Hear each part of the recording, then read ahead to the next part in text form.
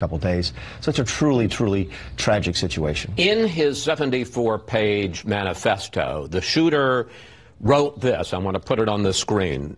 Are you a supporter of Donald Trump as a symbol of renewed white identity and common purpose? Sure.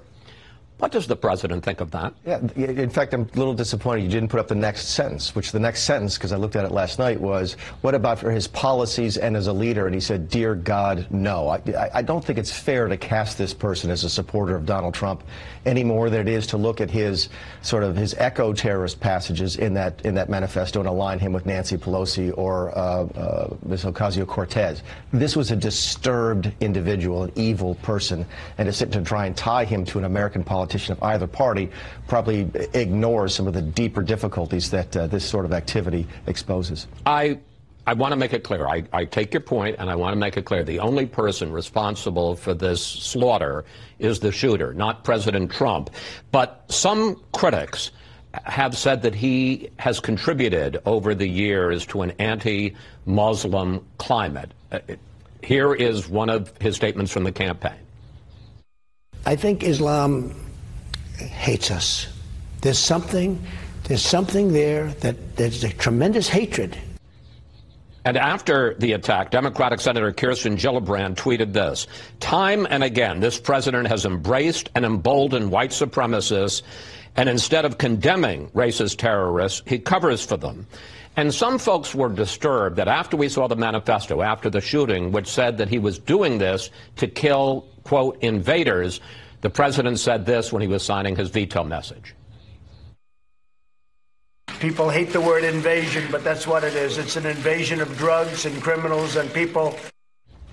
I understand, and I very much agree that the president is not responsible for this action. But has he considered, given the fact that some people seem to feel that he has given them cover, has he considered giving a major speech condemning anti-Muslim, white supremacist bigotry? You've asked a couple of questions, so let's go back and talk about what Senator Gillibrand said. Look, there's folks who just don't like the president, and everything that goes wrong, they're going to look for a way to tie that to the president. So if they see the word invaders in the manifesto, they see that passage, and they say, oh my goodness, there must be some connection between this. That's just absurd to say that there's some type of connection between being against illegal immigration, which is what the veto was about, for legal immigration, and the ruthless live streaming of murder of 15 people. The two things have nothing to do with each other. So okay, I recognize the fact. Let's forget all of that. To the degree that there is an issue, but let me just ask, to the degree that there is an issue with white supremacist, white nationalist,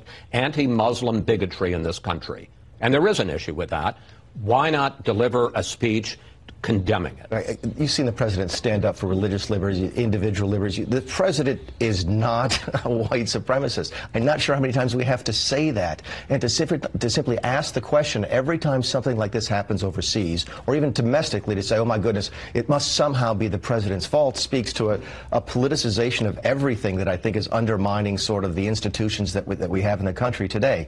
Let's take what happened in New Zealand yesterday for what it is: a terrible, evil, tragic act. And figure out why those things are becoming more prevalent in the world. Is it Donald Trump?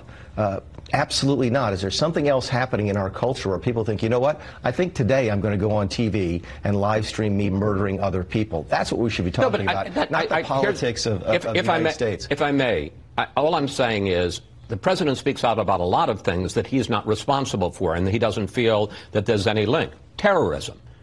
Why not make a speech and make it clear that there is no place in America for this kind of hatred? I think you saw that yesterday in the tweet. I mean, the president, not sure what more you want the president to do. You may say you want to give him a national speech to address the nation. That's fine. Maybe we do that, maybe we don't. But I think you get down to the basic issue is that the president is doing everything that we can to prevent this type of thing from happening here. The president is doing everything that we can to make it clear, look, this has to stop. The work that we do, including, as I mentioned at the outset, with our Kiwi friends, to prevent this happening is the very central part of defending this nation, which is how the president spends a great deal of his time. So, look, it's a tragedy, and I get that. And we're in a hyper-partisan sort of time in the country, and I get that. But that doesn't mean we need to marry these two events. Okay, let's move to another subject. You were at the